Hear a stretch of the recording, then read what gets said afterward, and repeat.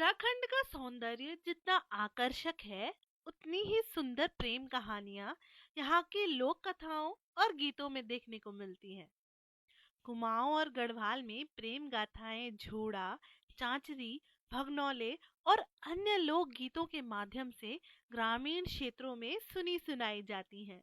ऐसी ही एक प्रेम कहानी है राजूला और मालूशाही की, जो दो प्रेमियों के मिलन में आने वाले कष्टों, दो जातियों, दो देशों और दो अलग परिवेश में रहने वाले प्रेमियों की कहानी है। जहाँ एक तरफ बैराठ का संपन्न राजघराना है, वहीं दूसरी ओर एक साधारण व्यापारी।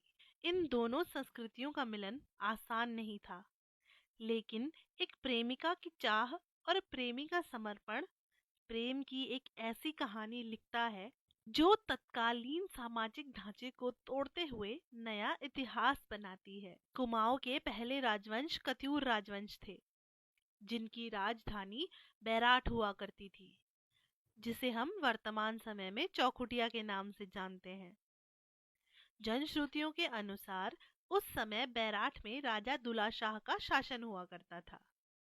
उनकी कोई संतान नहीं थी। कई मनौतियां मांगने के बाद भी उन्हें संतान की प्राप्ति नहीं हुई। अंत में उन्हें किसी ने बताया कि वो बागनाथ मंदिर में जाकर शिव की आराधना करें, तो उन्हें संतान प्राप्ति हो सकती है। संतान की चाह उन्हें बागनाथ मंदिर तक ले गई, जहां उनकी मुलाकात भोट के व्यापारी सुनपत सौका और उनकी पत्नी गांगुली से हुई। वे भी संतान की चाह में वहां आए थे। दोनों ने आपस में समझौता किया कि यदि संतानें लड़का और लड़की हुई तो उनकी आपस में शादी करा दी जाएगी।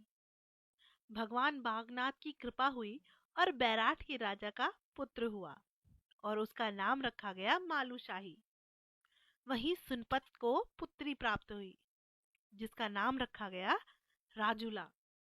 पुत्र के जन्म के बाद राजा ने ज्योतिषी को बुलाया और बच्चे के भाग्य के बारे में विचार करने को कहा। तब ज्योतिषी ने बताया कि हे राजन, तेरा पुत्र बहुरंगी है, इसकी अल्प आयु का योग है, लेकिन इसका निवारण करने के लिए जन्म के 5वें दिन इसका विवाह करना पड़ेगा। ये बात सुनते ही राजा ने अपने पुरोहित को शौकादेश भेज दिया और उनकी पुत्री राजुला से अपने पुत्र का विवाह करने का प्रस्ताव रखा। सुनपत खुशी खुशी तैयार हो गए और अपनी नवजात पुत्री का प्रतीकात्मक विवाह मालूशाही से कर दिया। लेकिन विधि के विधान को कुछ और ही मंजूर था।